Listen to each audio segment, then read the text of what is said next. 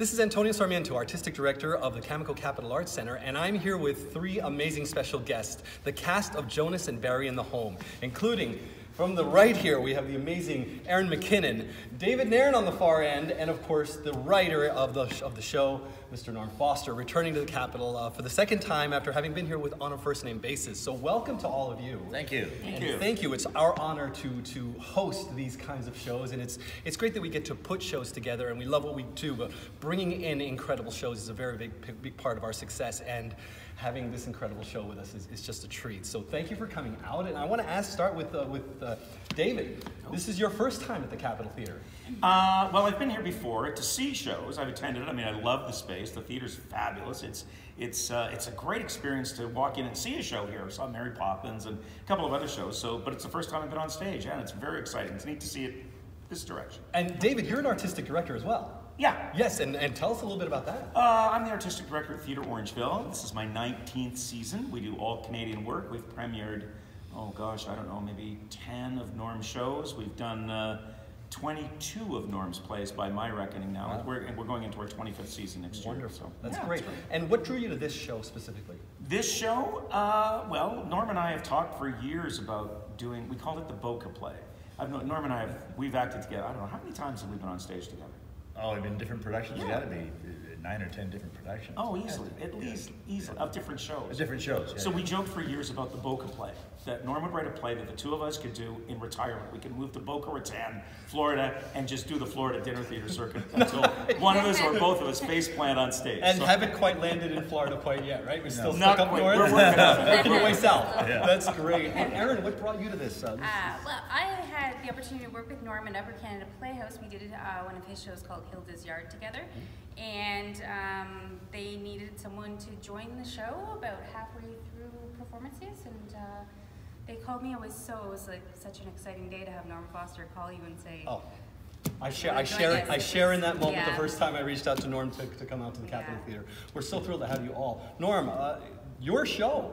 Tell this audience a little bit about what is this show about? Well, it's about these two guys, a retired dentist and a retired stage actor. He's sort of a curmudgeon. I'm a very flamboyant person, and Aaron's character is Barry's daughter Rosie. Would you say that this is close to the actual personalities? Has this been a typecasting? Or? You know what? I think it's reversed. I'm more a curmudgeon than David is. And so he's make him play more the back. Flamboyant. So yeah, I can make myself look good in this show. Writer's prerogative. There you go. Yeah, that's right. Yeah, and they meet in this senior's home, and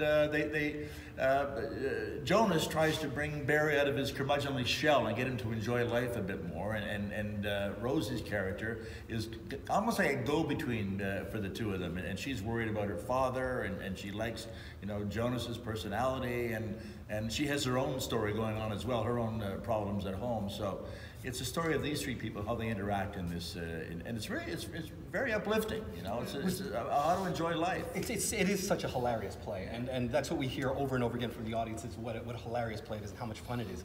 Would you say that there's any one inspirational thing that drew you to this story? Any one thing that happened to you that this is why you wanted to write this? Because you write so many incredible plays. For those that don't know, and there are many out there, especially in our audience, Norm Foster is the most produced playwright in all of Canada, so we're very honored to have him in that respect. But when you write this amount of plays and this amount of shows that are done everywhere, what drew you to this one? What was the spark? When I've written so many plays, I like to try and write something that I haven't written before. I don't want to cover the same ground.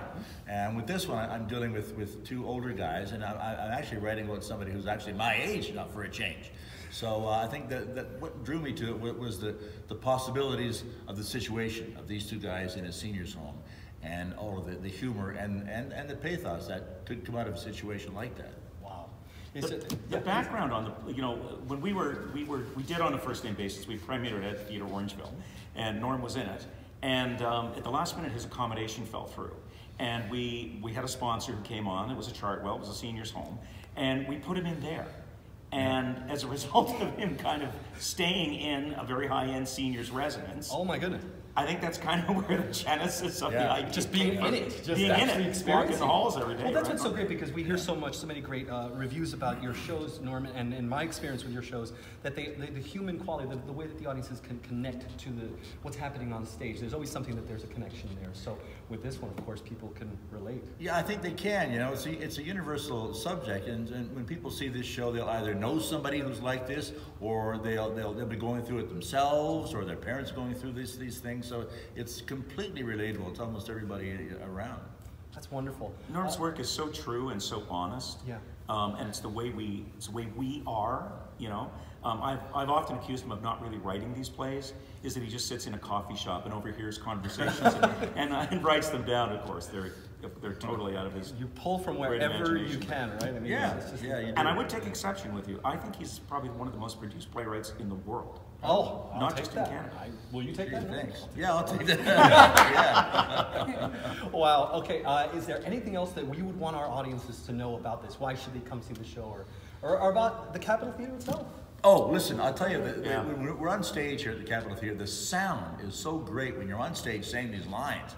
It's almost like you're being in a booth mic'd, and you can hear it. The sound is terrific in here. I love this theater, and the high ceilings. It's just great. It is a beautiful historic It really is. protected The property. stars And and- we're actually sitting, we didn't say this, but we're actually sitting on the set. So this is set. not some lovely little place that we have. I wish we had this at the Capitol Theater. This would be a nice little, this is actually my office. I wish. No, but this is the set. And you have some incredible talented people that have worked with you to create and design these sets. Yeah. Can you just talk a little bit about Well, that? David got the designer for us. Yeah, this is the original set. There's been several incarnations of it.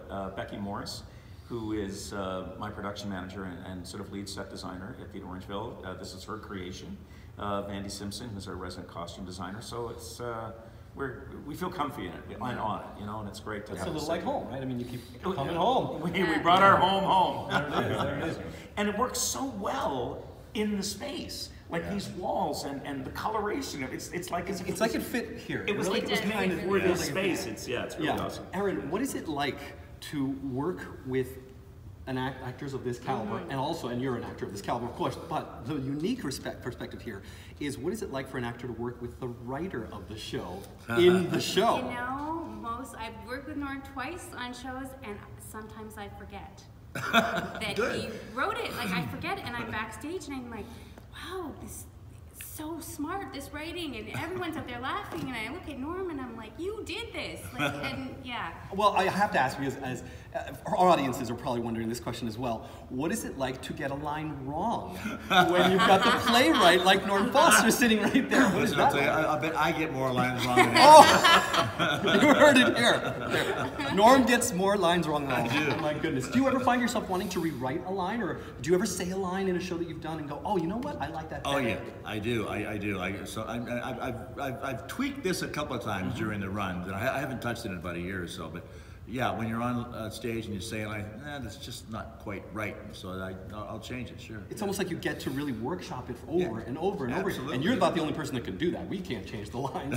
You can certainly think right. that You must do it at your peril. Yeah, the diversity of the wonderful dynamic nature of live entertainment gives us that ability to look at a show and continuously grow it or make it better, if you will, Yeah. or connect more. So I think it's interesting. But nobody else can get a line wrong. No, and if I get a line wrong, I just say I had to rewrite on the spot. That's amazing. Wow. Well, we're really honored, as I said, to have you back, and we hope you keep coming back and doing shows here, because Please. it's a wonderful thing to have you. And I want to thank all three of you for gracing our stage and bringing this incredible show to life. Get your tickets for Jonas and Barry. It actually opens tonight. This is April 10th, right? Tonight is April 10th. Yeah. Yes, it is. We're doing this on opening night right here with the amazing Norm Foster and David Nairn and Aaron McKinnon. So get your tickets now. You can get them online at capitoltheater.com, on Facebook, or call the box office at 905-885-1071. Come out and see this incredible show, produced by 3P Productions. And we have a great treat for tonight. If you make it out for opening night, we're having a pie, a pint, and a plate. You get a pie, a little personalized pie. You get a pint of McKinnon beer or a pop for those that don't want beer. And you get to enjoy this amazing play. So do come out, keep supporting the Capitol Theater and all our great productions that we have here. And thank you for supporting live theater. And thank you to all of you for being here. And Thank coming out you. to the Capitol. Thanks. Thanks, everyone. Cheers.